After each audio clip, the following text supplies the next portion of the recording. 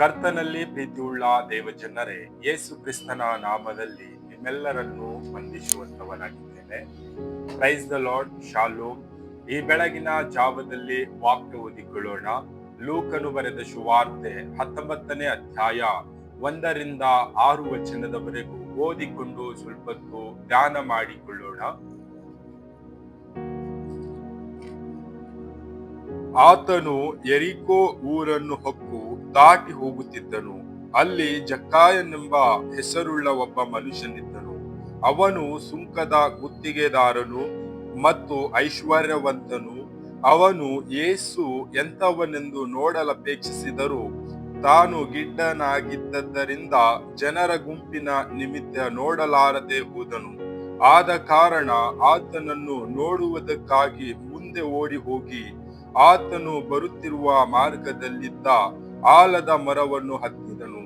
ಯೇಸು ಅಲ್ಲಿಗೆ ಬಂದು ಮೇಲಕ್ಕೆ ನೋಡಿ, ಜಕ್ಕಾಯನೇ, ತಟ್ಟನೆ ಇಳಿದು ಬಾ, ನಾನು ಈ ಹೊತ್ತು ನಿನ್ನ ಮನೆಯಲ್ಲಿ ಇಳಿಕೊಳ್ಳಬೇಕು ಎಂದು ಅವನಿಗೆ ಹೇಳಲು ಅವನು ತಟ್ಟನೆ ಇಳಿದು ಬಂದು ಆತನನ್ನು ಸಂತೋಷದಿಂದ ಸೇರಿಸಿಕೊಂಡನು.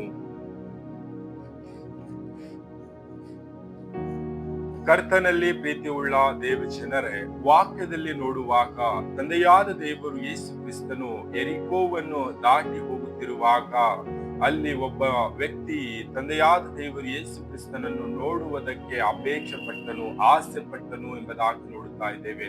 ಆ ವ್ಯಕ್ತಿ ಯಾರೆಂಬುದಾಗಿ ನೋಡುವಾಗ ಜಕ್ಕಾಯನು ಎಂಬುದಾಗಿ.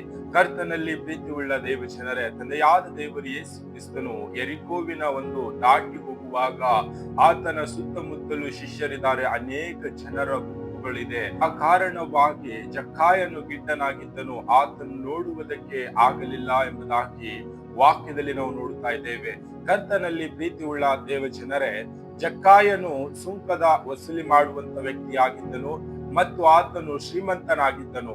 ತಂದೆಯಾದ ದೇವರು ಯೇಸು ಕ್ರಿಸ್ತನನ್ನು ನೋಡಬೇಕೆಂದು ಆತನು ಬಯಕೆಯಿಂದ ಆತನು ಬಯಸಿದಾಗ ಆತನು ಗಿಡ್ಡನಿರುವ ಕಾರಣಕ್ಕಾಗಿ ನೋಡುವುದಕ್ಕೆ ಆಗಲಿಲ್ಲ. ತಂದೆಯಾದ ದೇವರು ಯೇಸು ಕ್ರಿಸ್ತನು ಹಾದು ಹೋಗುವ ಮಾರ್ಗದಲ್ಲಿ ಮುಂದೆ ಹೋಗಿ ಆಲದ ಮರವನ್ನು ಹತ್ತಿಕೊಂಡು ತಂದೆಯಾದ ದೇವರು ಯೇಸು ಕ್ರಿಸ್ತನನ್ನು ನೋಡುವುದಕ್ಕೆ ಕುಳಿತುಕೊಂಡನು ಎಂಬುದಾಗಿ ವಾಕ್ಯದಲ್ಲಿ ನೋಡುತ್ತಾ ಇದ್ದೇವೆ.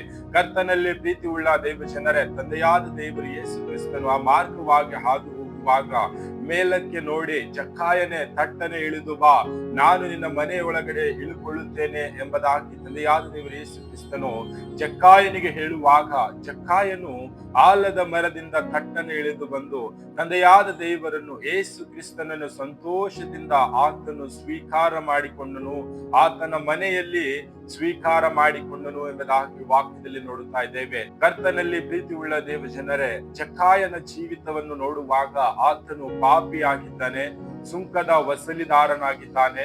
ಆತನು 1 ರೂಪಾಯಿ ಸುಂಕ ತೆಗೆದುಕೊಳ್ಳುವುದಿದ್ದರೆ ಆತನು 3 ರಿಂದ 4 ರೂಪಾಯಿ ಸುಂಕವನ್ನು ತೆಗೆದುಕೊಳ್ಳುತ್ತಾನೆ. ಅನೇಕ ರೀತಿಯಾದಂತ ಒಂದು ವಂಚನೆ, ಮೋಸ ಮಾಡಿ ಆತನು ಅನೇಕ ಹಣಗಳನ್ನು ಸಂಪಾದಿಸಿದನು ಎಂಬುದಾಗಿ ನಾವು ನೋಡುತ್ತಾ ಇದ್ದೇವೆ. ಕರ್ತನಲ್ಲಿ ಪ್ರೀತಿಯುಳ್ಳ ದೇವಜನರೇ, ಆತನು ತನ್ನ ಮನಸ್ಸಿನಲ್ಲಿ ತಂದೆಯಾದ ದೇವರು ಯೇಸು ಕ್ರಿಸ್ತನನ್ನು ನೋಡಬೇಕೆಂದು ಆತನು ಬಯಸಿದ ಕೂಡಲೇ ಆತನಿಗೆ ತಂದೆಯಾದ ದೇವರು ಯೇಸು ಕ್ರಿಸ್ತನು ನಾನು ನಿನ್ನ ಮನೆ ಒಳಗಡೆ ಬರುತ್ತೇನೆ ಎಂಬುದಾಗಿ ಹೇಳುವಾಗ ಆತನ ಸಂತೋಷದಿಂದ ಒಪ್ಪಿಕೊಂಡನು ಎಂಬುದಾಗಿ ನೋಡುತ್ತಾ ಇದ್ದೇವೆ. ಕರ್ತನಲ್ಲಿ ಪ್ರೀತಿಯುಳ್ಳ ದೇವಜನರೇ, ತಂದೆಯಾದ ದೇವರು ಯೇಸು ಕ್ರಿಸ್ತನು ಜಕ್ಕಾಯನ ಮನೆಗೆ ಹೋದಾಗ ಜಕ್ಕಾಯನು ಹೇಳ್ತಾ ಇದ್ದಾನೆ, ನನ್ನಲ್ಲಿರ್ತಕ್ಕಂಥ ಆಸ್ತಿಯನ್ನು ನಾನು ಅರ್ಧ ಬಡ ಜನರಿಗೆ ಕೊಡುತ್ತೇನೆ. ನಾನು ಏನಾದರೂ ಜನರ ಬಳಿಯಿಂದ ತೆಗೆದುಕೊಂಡಾದರೆ ನಾನು 3ರಷ್ಟು ಅವರಿಗೆ ಮರಳಿ ಕೊಡುತ್ತೇನೆ ಎಂಬುದಾಗಿ ಆತನು ಹೇಳ್ತಾ ಇದ್ದಾನೆ. ಕರ್ತನಲ್ಲಿ ಪ್ರೀತಿಯುಳ್ಳ ದೇವಜನರೇ, ಆತನು ಹೇಳುವಾಗ ತಂದೆಯಾದ ದೇವರು ಆತನಿಗೆ ನಿನ್ನ ಪಾಪಗಳು ಕ್ಷಮಿಸಲ್ಪಟ್ಟವು, ನೀನು ಕೂಡ ಅಬ್ರಹಾಮನ ವಂಶಿಕನಲ್ಲವೇ ಎಂಬುದಾಗಿ ತಂದೆಯಾದ ದೇವರು ಯೇಸು ಕ್ರಿಸ್ತನು ಹೇಳುತ್ತಾ ಇದ್ದಾನೆ.